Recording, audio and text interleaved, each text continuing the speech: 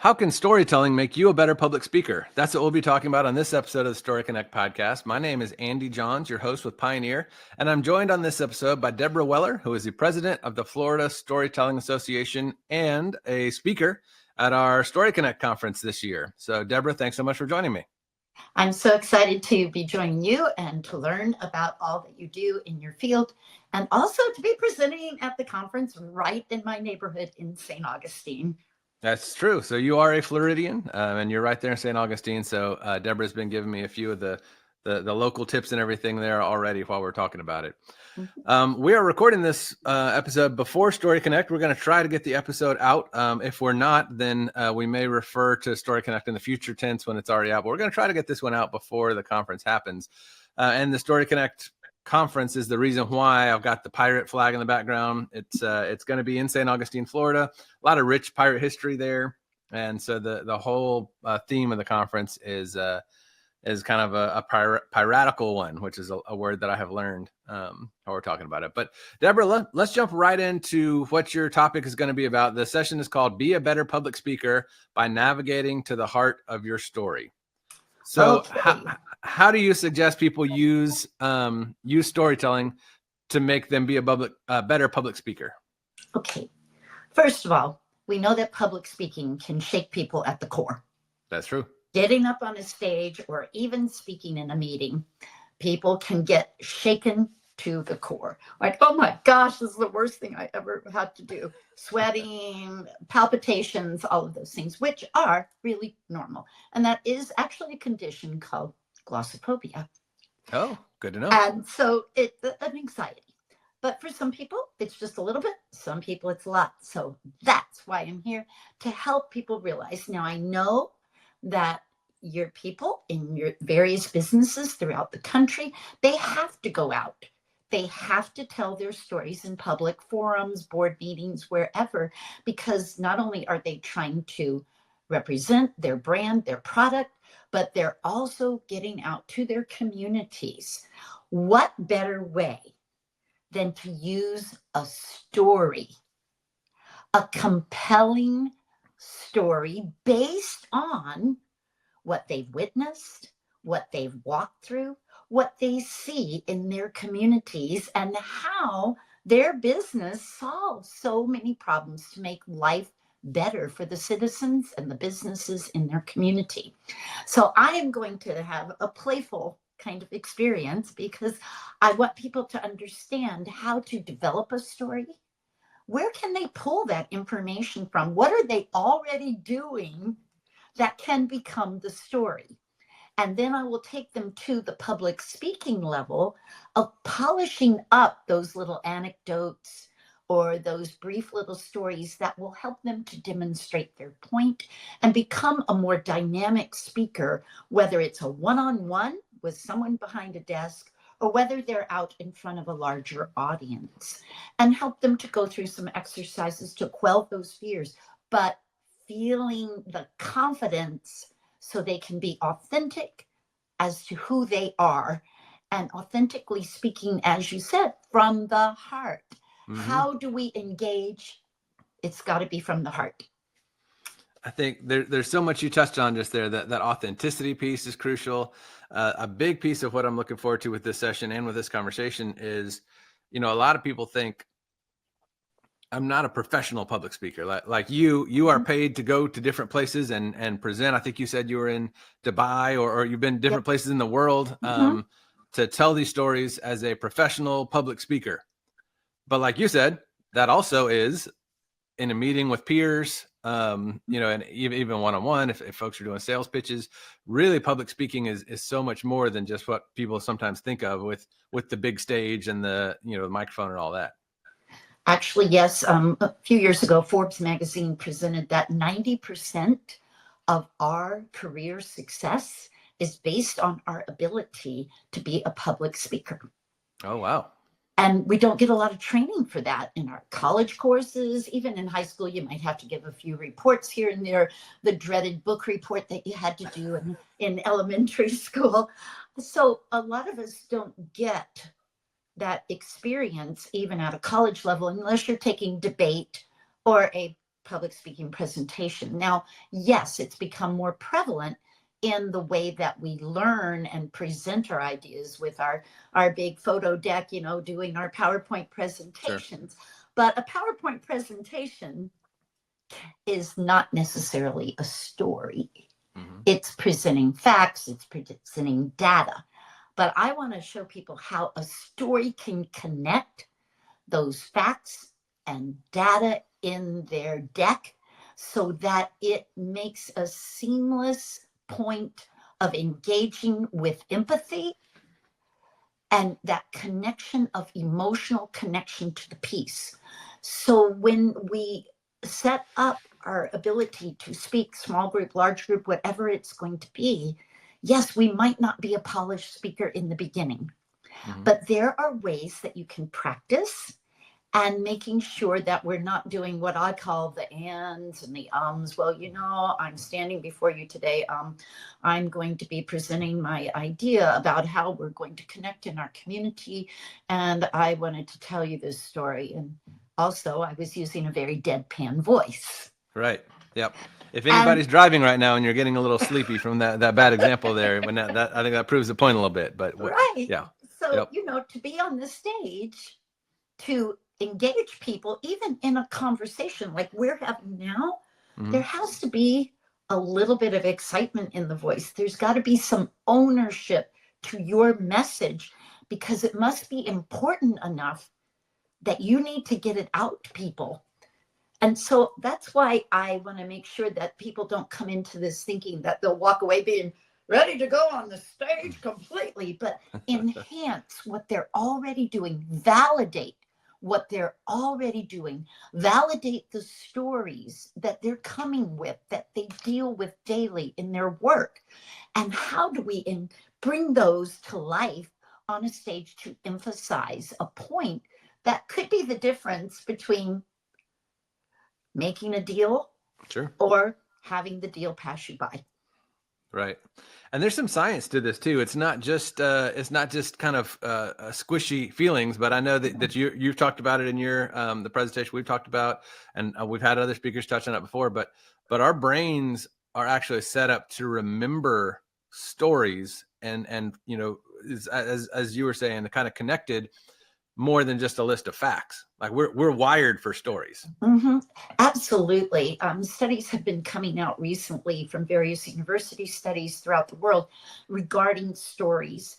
And yes, the brain compartmentalizes the story as its main function. So if I am speaking to you and I just sort of ramble, you're not going to be able to connect my message.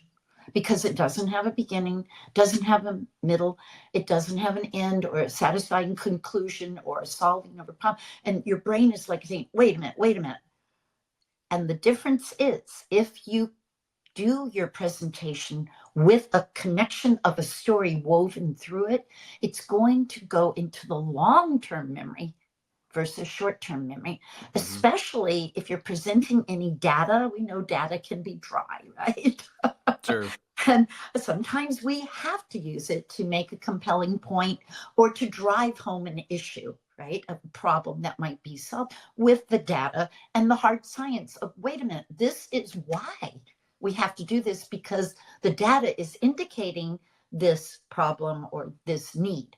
And so with our storytelling, if you can somehow weave a little tale that makes it more relatable and gives the brain the satisfaction of a beginning, middle, and end. Makes perfect sense. You've talked on a couple of different answers about authenticity or, you know, being yourself. You know, we at Pioneer, we've got 3 very talented speakers, to humbly, I say that, you know, myself, Megan McCoy-No, and Harvey, and Megan hosts the podcast as well. So folks will be familiar with her. We're all 3 very different speakers. And we learned pretty quickly that you can't just necessarily take one of our presentations and the other person just give it, because telling those stories in there if it's not authentic, if it's not our style, then it doesn't work as well. So if somebody's out there, not everybody can, especially with something like humor, somebody may start off a speech with a funny story that works for some folks in certain styles and doesn't work for others. So how do folks go about finding out who they are, what feels authentic? If they're hearing this and they're thinking, I've got to give a presentation to the board in a couple of weeks, I need to work some stories in there. How do they go about figuring out what's authentic for them? Well, I think what's authentic for them is what they experience. Now, they could also use, let's say, a folk tale or a fable, maybe to introduce a point. And yeah, you might find a funny little joke that could add to your day just to kind of break the ice, and it breaks the ice for the speaker too. But it's not always necessary to be the comedian. As you said, everybody has a different style. I have seen some storytellers perform and some speakers that basically stand pretty still, but their voice, the way they use their voice, their pauses, their eye contact, those are the tools of the speaker and the storyteller. So yes, the humor might come in because I move a lot when I perform or when I'm speaking. I'm not going to be behind a podium. I'm going to be moving. That's me. I have that energy. I need to do it. I also have to make eye contact with my audience.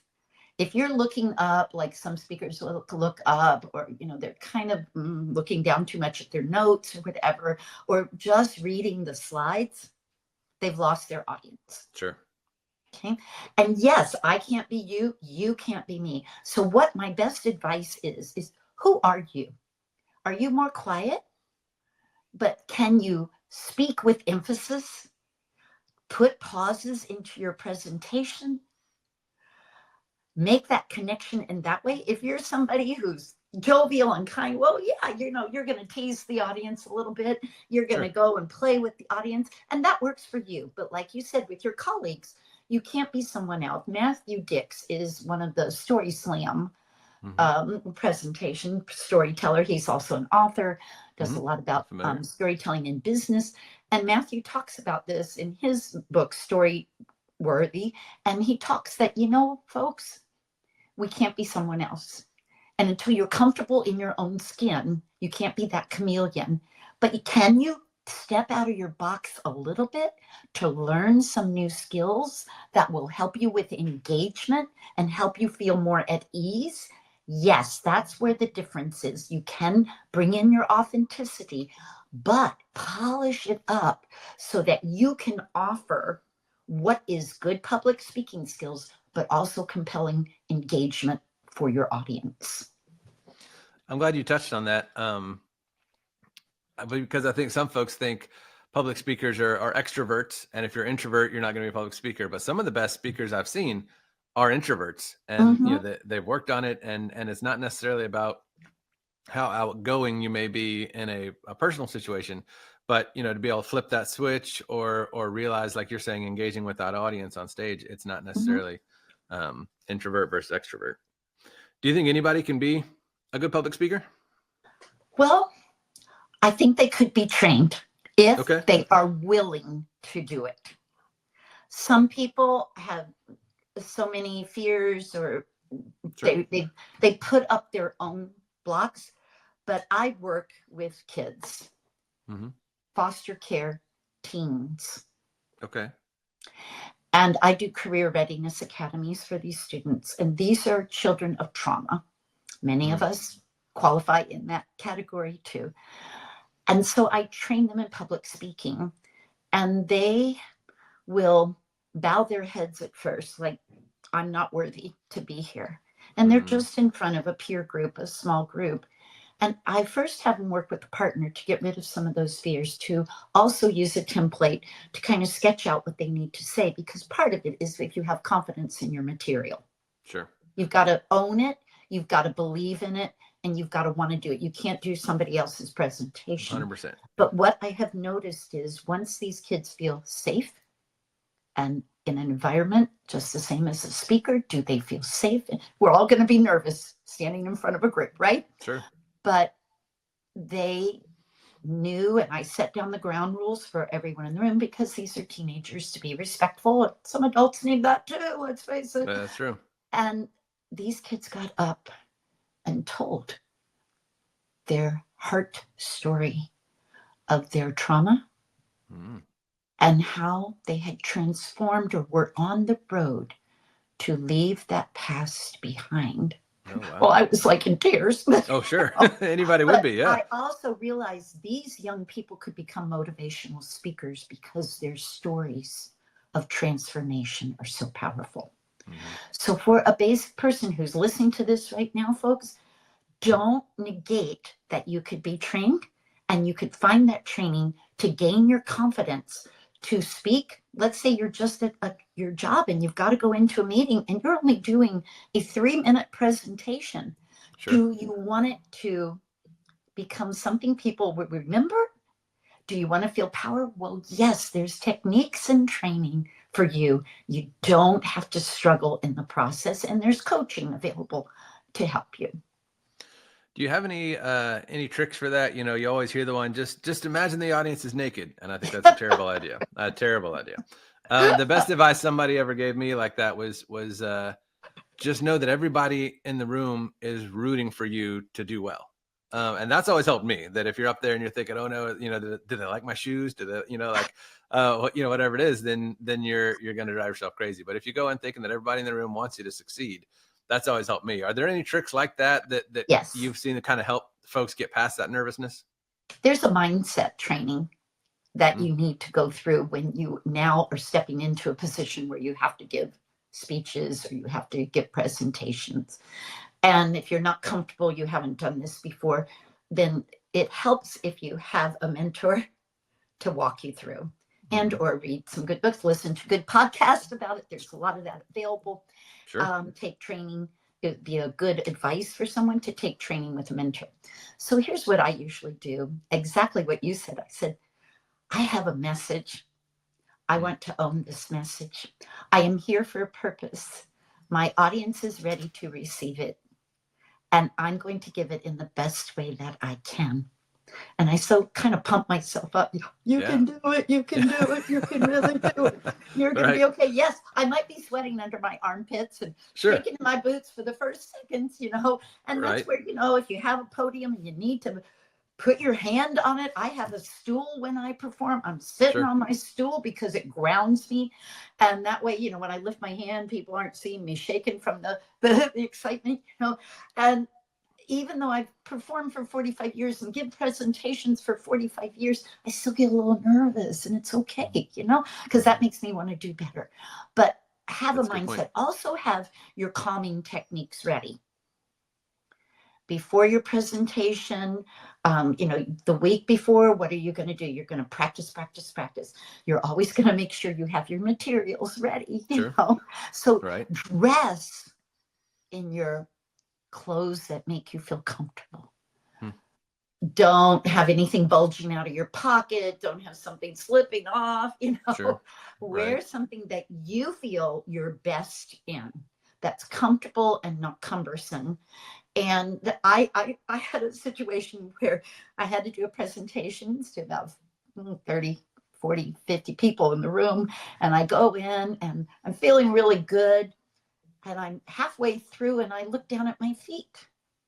I had red shoes on, but 2 different pair of red shoes. Oh, no. And I thought, I looked down and I said, okay, I can't let this flip me out. I can't get off course here. I just had to go on, you know. Show must go on. Yep. And then I kind of incorporated a little story about the red shoes in my closing. Nobody really noticed because they weren't even looking at my shoes, but I thought they were. Okay? And so my advice is get your calming. I have a lot of that information. I do online courses to help people with this. I can be a coach for people to help them walk through, to practice their presentation if they're feeling, you know, like they need a little boost. Perfect. Great suggestions. So, and we talked about it a little bit. So you are a professional storyteller, president of the Florida Storytelling Association. A lot of the storytelling you do is certainly more, I would say, narrative or creative. I know you do Mrs. Claus at Christmas time. Very different, or it feels very different than the more professional corporate. I don't know, corporate may be the wrong word, but more of a business setting for speaking presentations. But what carries back and forth? What are some things that you've learned on the more fun professional storytelling side that also goes back to the more business setting speaking, and vice versa? Okay. Yes. A lot of my experience, I was 35 years in the classroom as a kindergarten teacher, and Robert Fulghum says everything you needed to know you learned in kindergarten. So, and that's a tough audience. That's a much tougher audience than some of the conferences, for sure. If you do a room full of squirrely kindergartners, you can handle, and adults really aren't that much different than the kindergartners' bigger bodies. I'll buy that. They're squirrely as well. But here's what I have noticed: the basic performing rules and the basic performing statutes, you might say, are the same. The job of the storyteller is to know who their audience is before they walk on the stage, gear their stories to the age level, to the group that they are speaking to. If I'm doing children, I'm going to have a whole different presentation than I am with adults, but still put some playfulness into the adult. The other thing is my programs for children are very different. And then when I move into the scope of being a presenter, being a speaker, I have to say, okay, I'm still going to weave story into it. And my presentation will be story-like. It will have a specific beginning, a middle, an end.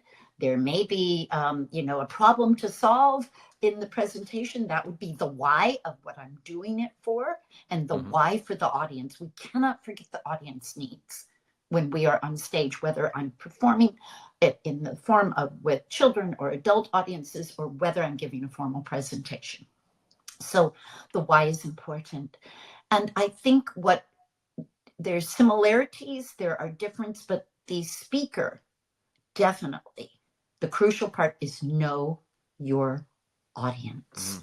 Know what they need and know the why of why you were asked to speak, or why you are choosing to be on the topic that you're doing. I think that's excellent points. I was in something the other day in a meeting outside of work, and the speaker just made a lot of assumptions about the people in the room that were completely wrong. And then the whole rest of the presentation, you're just stuck back on that. So yeah, knowing the audience, I think, is crucial.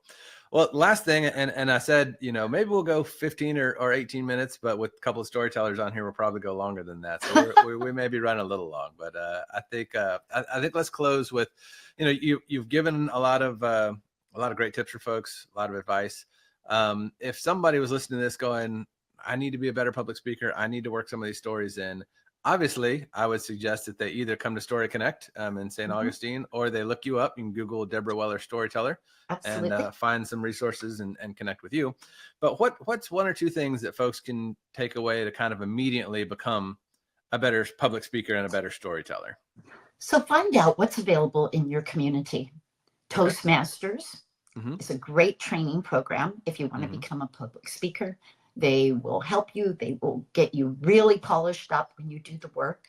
Sometimes at the libraries, wherever you know that there's a speaker coming on at a local university or anything in your area, go observe the speaker and see what is the speaker doing and how is it affecting the audience. Analyze that. You can also watch TED Talks online.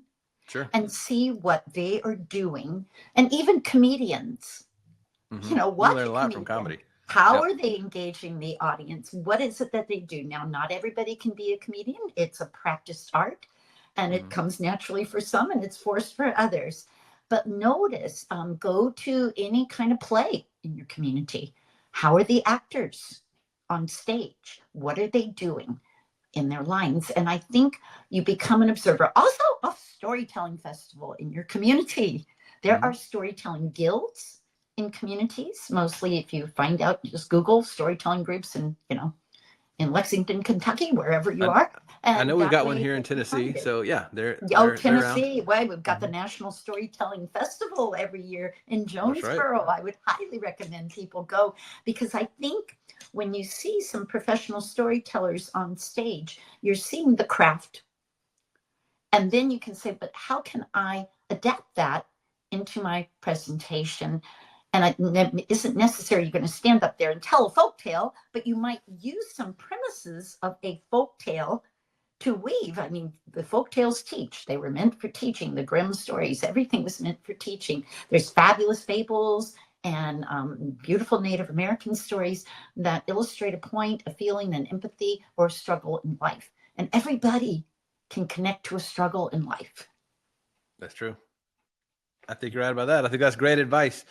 Well, Debra, thanks so much for taking the time to join me on this episode. Thanks so much for being willing to come share with our group at StoryConnect this year as well. I'm looking forward to it. Perfect. She is Debra Weller. She is the president of the Florida Storytelling Association and a professional storyteller. I'm your host, Andy Johns with Pioneer. And until we talk again, keep telling your story. StoryConnect is produced by Pioneer Utility Resources, a communications cooperative that is built to share your story. StoryConnect is engineered by Lucas Smith of Lucky Sound Studio